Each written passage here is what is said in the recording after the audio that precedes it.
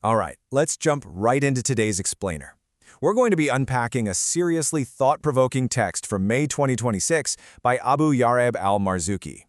What we're doing here is looking at his incredibly structured, highly philosophical view of religious history, and specifically how he reinterprets the fundamental nature of the Quran. You see, al-Marzuki doesn't just read it as a simple, straightforward religious guide. Instead, he treats it as this vast, complex, foundational framework for all of human society. It's a really compelling perspective, so let's get into it. So we're kicking things off with a pretty big mystery. You've probably heard the claim from certain critics that the Quran essentially plagiarized or, borrowed from older religious texts and traditions. It's a common surface-level critique, and al-Marzuki actually addresses it head-on. But here's the kicker. Instead of just getting defensive and denying those similarities, he completely leans into them. He takes this whole narrative of borrowing and completely flips it to show what those similarities actually represent. Here is our roadmap for the explainer today. First, the mystery of borrowings. 2. Confirmation and hegemony. 3. Liberation from double slavery. 4. The double path of knowledge. And finally, 5. The limits of human knowledge. All right, Section 1, the mystery of alleged borrowings. Before we can really solve this mystery, we've got to make sure we're using the right vocabulary. To grasp where the author is coming from, we need to understand his concept of a meta-ethical architectonic. I know, it sounds super academic, a real mouthful, but honestly, just think of it as the ultimate master blueprint for evaluating ethics. Al-Marzuki argues that the text is operating way up at this meta level. It isn't just handing out a list of rules, it's actively building a comprehensive, structural foundation that combines the philosophy of religion with the philosophy of history. It is literally the architecture of human morality. Now, this is where it gets really fascinating. Al-Marzuki argues that the Quran doesn't just mindlessly copy past texts. Instead, it selectively pulls specific excerpts to use as evidence to critically analyze the history of religion itself. So when the text mentions a previous religious community or an older story, it's deliberately picking out case studies. It's acting as a meta-religious document, looking back over human history to diagnose exactly why those older religious messages either failed or ended up corrupted. So it's not plagiarism at all. It's actually a rigorous critical review.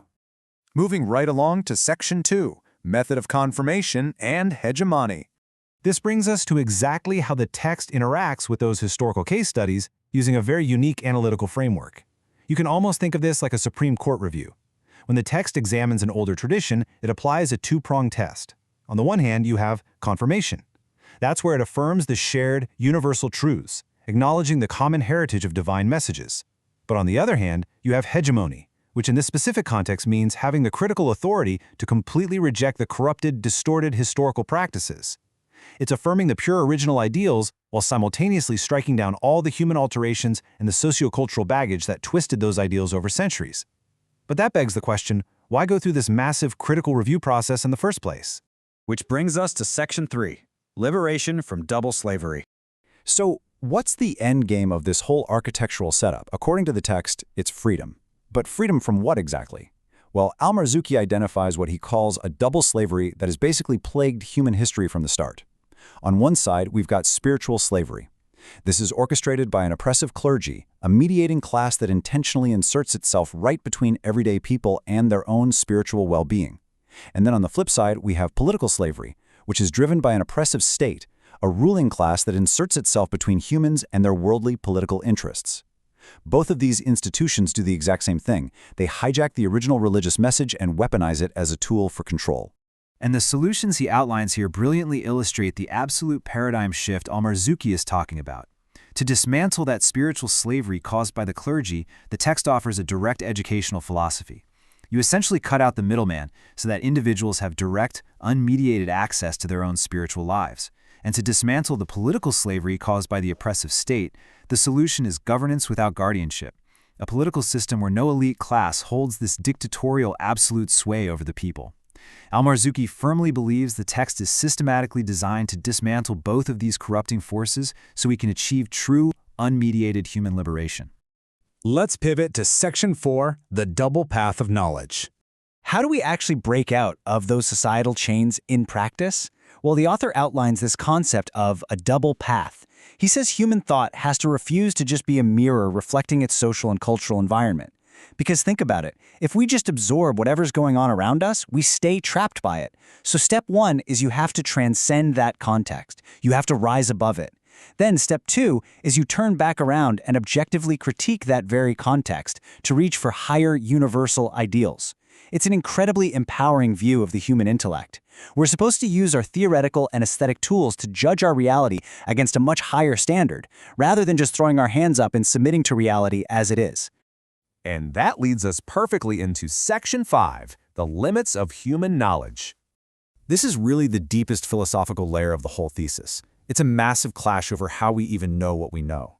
Al-Marzouki argues that the text strictly rejects these Aristotelian or Marxist ideas that humans can ever achieve absolute totalizing knowledge. There are hard boundaries. First, absolute comprehensive knowledge belongs exclusively to God, period. Second, there's a fundamental reality called the unseen, or al-ghaib, which just inherently exists way beyond our human perception.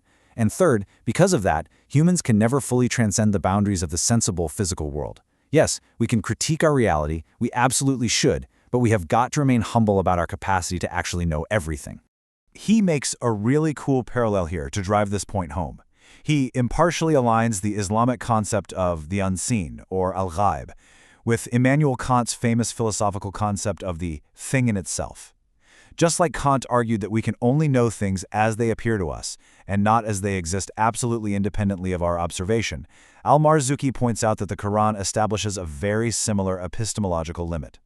And here's the brilliant part. Acknowledging this limit isn't a weakness. It's actually a vital defense mechanism against human tyrants who try to claim that they possess absolute, infallible truth.